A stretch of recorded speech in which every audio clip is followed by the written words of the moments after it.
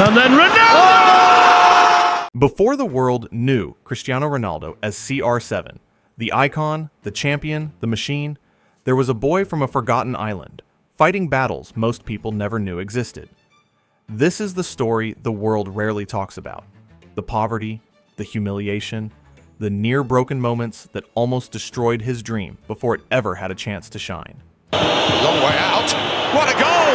Not too far out for him. And if you want to understand what truly shaped one of football's greatest legends, make sure you stay locked in. Because what you're about to hear will change the way you see Ronaldo forever. And up to today, he's 41, still living big, still playing football, still on top of the game. It's just beautiful to watch. An example for the kids. And before we dive deeper, hit like, subscribe, and turn on notifications. Because this channel brings you the raw, unfiltered stories behind the greatest players in football history.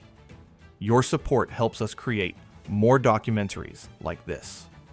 Now, let's begin the journey that shaped Cristiano Ronaldo long before the fame, the trophies, and the glory. Cristiano's rise wasn't built on privilege or talent alone. It was forged through struggle, pain, and sacrifice. This is the side of Ronaldo that fans rarely see. The child who had every reason to give up but refused to break.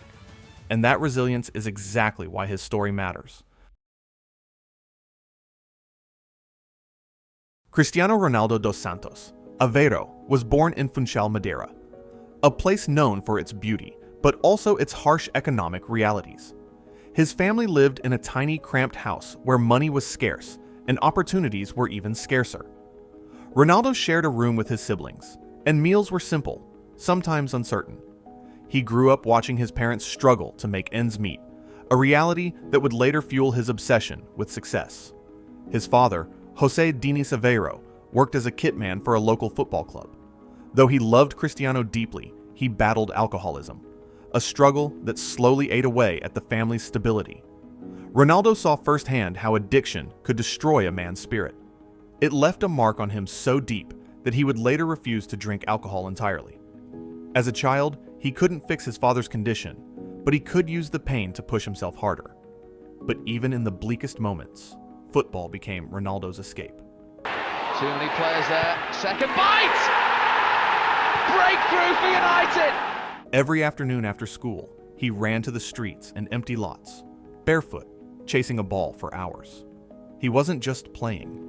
He was freeing himself from the weight of poverty and the chaos at home.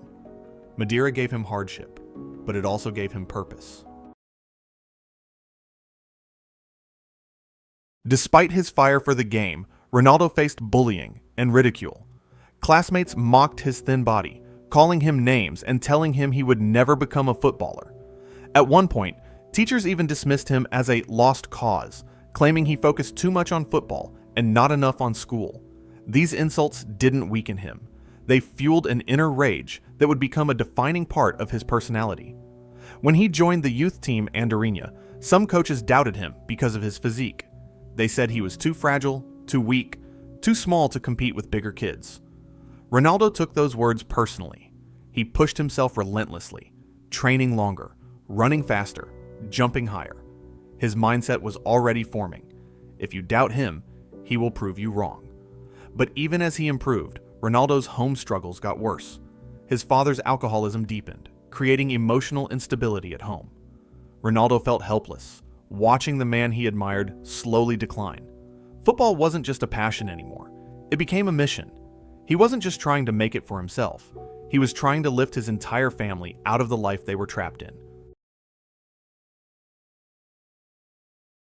At just 11 years old, Ronaldo was scouted by Sporting CP. It was a life-changing opportunity, but it came at a devastating cost. He had to leave Madeira, his island, his home, his family, behind. The young Cristiano boarded a plane alone, tears in his eyes, stepping into a world completely unfamiliar. It was the bravest decision he had ever made, but also the most painful. In Lisbon, loneliness hit him harder than any defender ever would. He struggled in school, struggled to make friends, and struggled to cope with homesickness. For many nights, he cried himself to sleep, questioning whether he had made a mistake. Some of his teammates mocked his accent, his clothes, even his background. But instead of breaking, Ronaldo hardened. The isolation turned into fuel. The pain became fire. Sporting coaches soon noticed his unbelievable work ethic. He was always the first to arrive at training and the last to leave. And they called me. They said tomorrow the training is supposed to start at 10:30. If you can get there for 9:30, 1 hour before training. I'm like, okay, this is my first session. There is no time to be late. So let me go around 8:30, 8:45. So I have like 2 hours. I got at 8:45. The lights were dark, like the dressing room was dark. So I was happy. And I'm like, oh, thank God I am the first to be here. They will say this guy's a proper First one, they professional. set the example. Yeah, they will say this guy's a proper professional and everything. But I can hear some noise underneath. I'm like, what's happening down? Then, because my first session, so I don't know the training ground.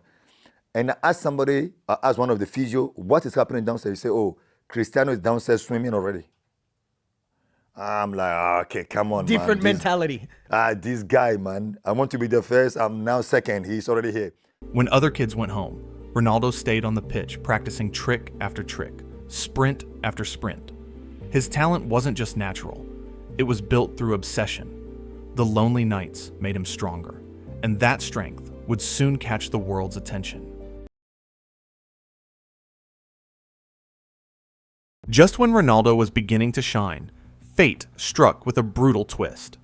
At age 15, doctors discovered that he had a racing heart condition, tachycardia, that threatened to end his career before it even started. The diagnosis hit him like a nightmare. One surgery would determine whether his dream lived or died. His mother, Dolores, was terrified. The doctors warned them that if the surgery went wrong, Ronaldo might never play football again. Imagine working your entire life for a dream, only to have it threatened in an instant. But Ronaldo stayed calm. Even at that age, his mindset was unshakable. I will play again. I will be the best. The surgery was successful, but the recovery was even more astonishing. Just days later, Ronaldo returned to training, defying medical expectations. His coaches saw something different in him now. Not just skill, not just ambition, but a level of mental toughness they had never seen in a teenager before. Ronaldo's heart almost ended his story. Instead, it turned him into a warrior. On August 6, 2003, Sporting Lisbon faced Manchester United in a friendly match. It was supposed to be a routine game. Instead, it became the night that launched Cristiano Ronaldo into global stardom. Ronaldo tormented United's defenders with lightning speed, impossible footwork, and unstoppable confidence. He wasn't just good, he was breathtaking. United players were stunned. After the match, several of them reportedly told Sir Alex Ferguson, "Boss, you have to sign this kid." Ferguson agreed. Within days, Ronaldo became a Manchester United player, and the skinny boy from Madeira had now earned a place in one of the greatest clubs in the world. But that night in Lisbon was more than a breakthrough. It was the moment every hardship, poverty, loneliness, bullying, struggles at home, finally paid off. It was the moment Cristiano Ronaldo proved to the world what he always believed.